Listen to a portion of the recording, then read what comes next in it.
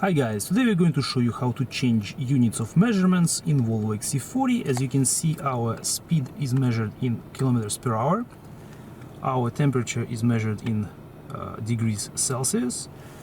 And our fuel consumption is measured in liters per 100 kilometers. To change it, we have to go to settings. First, swipe the screen down from top to bottom and you will see settings right here. Tap settings, go to system. Here you will find system languages and units, and right here we'll have our units of measurement.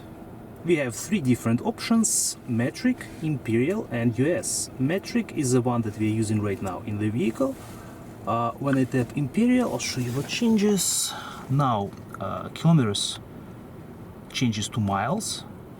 Our temperature is still in degrees Celsius, and our liters change to gallons. I will tap US, and similar to imperial system, again it changes kilometers per hour to miles per hour. We have liters change to gallons, but now we also have our temperature has changed from degrees Celsius to degrees Fahrenheit.